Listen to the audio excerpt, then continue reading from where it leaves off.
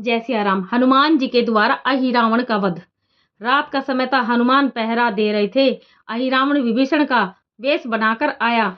हनुमान ने उसे बुलाया और पूछा कि भाई, इतना रात को कहाँ से आ रहे हो? उसने कहा, भगवान की आज्ञा से संध्या करने गया था, आने में देर हो गई, उन्होंने मुझे शीघ्र बुलाया है।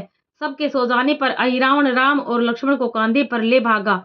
भगवान को कोई भला क्या कर सकता है? लक्ष्मण तो कभी सोते ही नहीं थे, परंतु जब प्रभु को अपने भक्त की महिमा प्रकट करनी होती है तो वे साधारण मनुष्यों की भांति ही लीला करते हैं। आज हनुमान की महिमा प्रकट करनी थी तो वे चुपचाप अहिरावण के कंधे पर चले गए। दूसरे दिन प्रातःकाल सारी सेना में बड़ा कोलाहल मचा। सुग्रीव, जाम्बवान, विभीषण सबके सब व्याकुल थे। हनुमान ने वह घटना सुनाई। विभीषण ने कहा, यह अहिरावण की माया है, मेरा वेश और कोई नहीं बना सकता। हनुमान ने कहा, वह चाहे जितना बली हो, चाहे कितने गुप्त स्थानों में रहता हो, मैं उसके पास जाऊंगा और उसका वध करके अपने प्रभु को लेके आऊंगा। हनुमान ने यात्रा की। देव योग से मार्ग में कुछ ऐसी घटना घटी कि अहिरावण उन्हें नागलोक में ले गया है, यह बात निश्चय रूप से मालूम हो गई।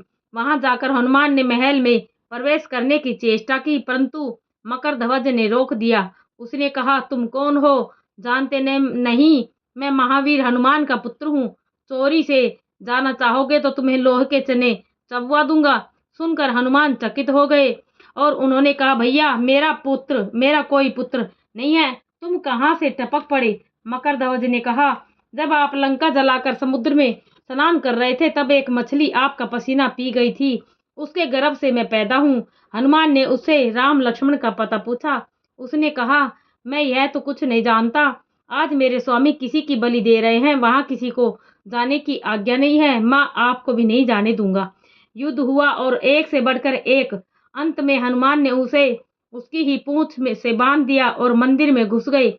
उनके चरणों का स्पर्श होते ही देवी जमीन में धंस गई और देवी का रूप बनाकर देवी के स्थान पर खड़े हो गए। राक्षसों ने समझा कि देवी प्रसन्न होकर प्रकट हुई है। खूब पूजा की गई। आज की देवी जी को कुछ फूल, माला, अन्न, वस्त्र आता उसे मुंह में ही रखने लगी। बलिदान के समय पर राम और लक्ष्मण लाए गए। उस समय राक्षस उनसे अनेकों प्रकार के विरोध करते, उन्हें भांति भांति से तंग करते। वे चुपचाप सहते, चूं तक भी नहीं करते थे। अहिरावण ने कहा, अब तुम लोग अपने रक्षक का स्मरण करो। हनुमान ने कहा, देखो, कहीं तुम्हारी देवी तुम्हें खा न जाए। वह इन पर तलवार चलाने ही वाला था कि हनुमान गर्जना करके भगवान के पास पहुंच गए और उन्हें अपने दोनों कंधों पर बिठाकर उन्होंने अहिरावण के हाथ से खड्ग छीन लिया। अहिरावण और राक्षसों का संहार करके हनुमान भगवान को शिविर में ले आए। हनुमान के जय जयकार से दिशाएं गूंज उठी। हनुमान निरंतर राम के काम में ही लीन लगे रहते, अब भी लगे ही रहते हैं, परंतु यह बात युद्ध के समय की है। दिन भर कभी भगवान के पास और कभी दूर रहकर युद्ध किया करते और रात में भगवान के चरण दबाते, उनसे धर्म की, प्रेम की, ज्ञान की बातें सुनते। कभी कभी क्या, प्राय ही भगवान उनके शरीर पर अपने कर कमल फेर देते और उनकी सब थकावट मिट जाती। जब भगवान राम सो जाते तब वे अपने लंबे लंगूर की चार दीवारी बनाकर दरवाजे पर बैठ जाते और रात भर पहरा देते और पुनः प्रातःकाल होते ही युद्ध करते। कोई कठिन काम आ पड़ता तो जाम्बवान, सुग्रीव, अंगद आदि हनुमान की शरण लेते। रावण ने युद्ध करते समय हनुमान ने उसको एक घूंसा जमाया कि वह मूर्छित हो गया। उसने होश में आकर हनुमान की भूरी भूरी प्रशंसा की और स्वीकार किया कि जीवन भर में ऐसे वीर से कभी मेरा पाला नहीं पड़ा था। बात यह थी कि रावण के प्रहार से लक्ष्मण मूर्छित हो गए थे।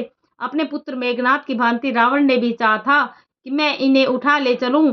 उसने सारी शक्ति लगा दी, पर लक्ष्मण न उठे और न उठे। यह देखकर हनुमान दौड़े। रावण के बाणों से सारा शरीर छिद्र जाने पर भी वे लक्ष्मण के पास पहुंच गए और रावण को एक घूंसा जमाया। वे लक्ष्मण को फूल के समान उठाकर राम के पास ले आए। राम ने हनुमान को आलिंगन करते हुए कहा, भैया, तुम तो काल के भी महाकाल हो, देवताओं की रक्षा के लिए अवतीर्ण हुए हो, फिर मूर्छा कैसी? राम की बात सुनते ही लक्ष्मण उठ बैठे और फिर दोनों उत्साह से रणभूमि में गए। हनुमान के उत्साह से इतना बड़ा संकट क्षण भर में ही टल गया। जय सिया राम।